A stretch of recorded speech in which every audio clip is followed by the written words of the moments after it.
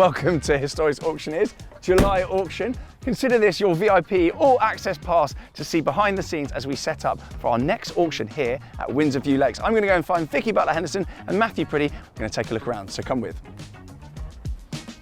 So with 191 cars, there's plenty to be getting on with. We've even got deck chairs here, but I've no time for sitting around because I've got to get in the marquee through there and show you some of my picks.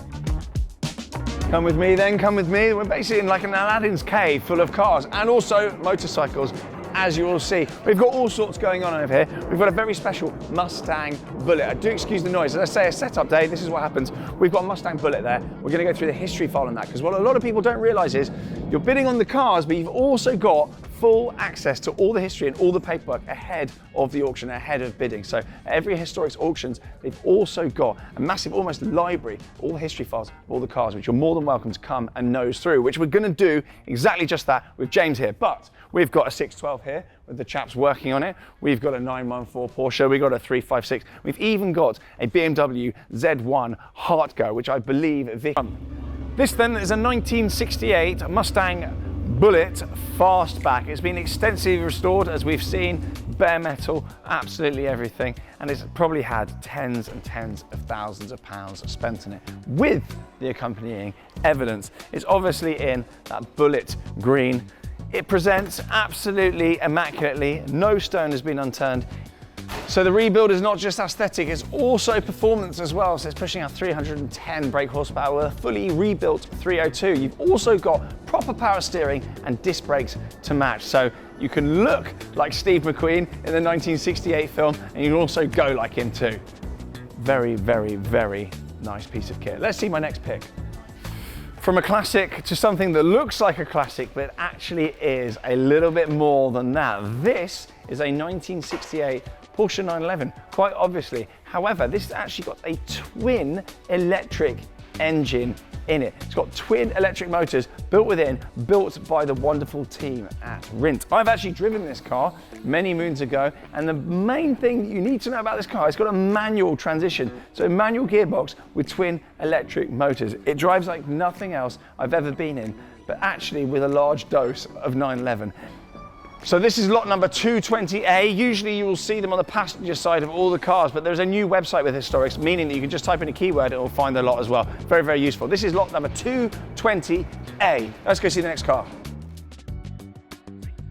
Bring it back to the modern day then. Lot number 179 is this Honda NSX. It's only done 432 miles from new. It's basically a brand new car. It's just come from Honda, freshly serviced, and I think these are absolutely stonking. I've driven one, they're absolutely rapid, and it's kind of like driving a Mini 918. Hugely underrated, extremely rare. I think less than 150 of these were registered in the UK. I'm a big, big fan of these, and the estimate is around 100 grand. However, more exciting than an NSX, I've seen Vicki over my shoulder then, eyeing up a Ferrari.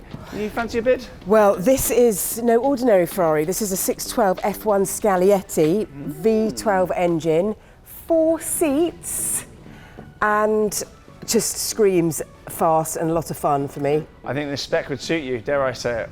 Thank you so much. You can fit the family in the back, or exactly. I mean, there's some of them in the front as well. Yeah, exactly. So this is up for about £45,000 to £50,000. Hell of a lot of car for the money. I know. Wow. As is this, come this way, because, wow, you don't see these very often. It is a BMW Z1. This is a Roadster model, and Roadster is a German tuning company, and they have come together to make this mighty fine beast. The first thing you will notice are the doors. Yes, they do have them, but these doors, they come up and they drop down. It is one of the most amazing designs of any car I have ever seen. Wow, that door comes down so quickly.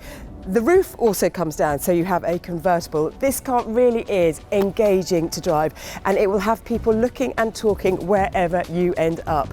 This particular Z1 has had a wonderful history, and it is well worth reading about if you can. And if you are interested in buying it, the estimate is around £40,000 to £53,000. On Saturday, auction day itself, I also help sell the cars. So there are some grown-up auctioneers, don't you worry, but there is a man who is crucial to all of that, and it is Dean. Hello, Dean. Hi, Vicky. So what is it that you actually do on auction day itself? On auction day, I make sure the IT's working, the internet's working, and then I run bits of paper for you. And what's on that bit of paper that I get to you from the rostrum into your hands? Where does that go? There's selling prices, and then they go back into the back office and the invoices are created. So as well as the bank of telephone bids, we also have this wonderful screen which you put in, and that connects to internet bids. Yes, driven by a laptop hidden away underneath. The bids pop up, you receive the bid, bang the hammer down if you sell it, and then they can even watch it over there, and we watch it in the back office as well. Yep, wonderful stuff. Thank you. And if you would like to join us online for the auction itself, then just click down here. Well, it is definitely shiny on closer inspection, and this is a Honda Goldwing, but it is no ordinary Goldwing. This is a Trike, and it has even got a trailer on the end. So although it's a motorbike, the whole combination has actually got 5 wheels. Now, my particular interest in a Goldwing is of the 2-wheeled variety, and I have actually been on the back of it while someone has pulled a wheelie, which I never thought was possible. I just thought that was physically impossible, but it happened, and it was a huge amount of fun. If this kind of thing tickles your fancy, then the estimate for this Goldwing is between £18,000 and £24,000. Now, this is a car that is making my heart absolutely sing. It is a Mark II VW Golf GTI 16 valve. It is G-regged, and I had exactly the same as this. And it's kind of like being reunited with a really, really good old friend. Oh, let's have a look inside. Just the nostalgia for me is just wonderful. Of course, you've got the golf ball on top of the gear stick, which is always a lovely touch, and then such simple, clear dials and switch gear. You've got the checkered trim on the seats. Oh, and it even smells like my old Golf. Utterly lovely. What a joy. And this is on at no reserve.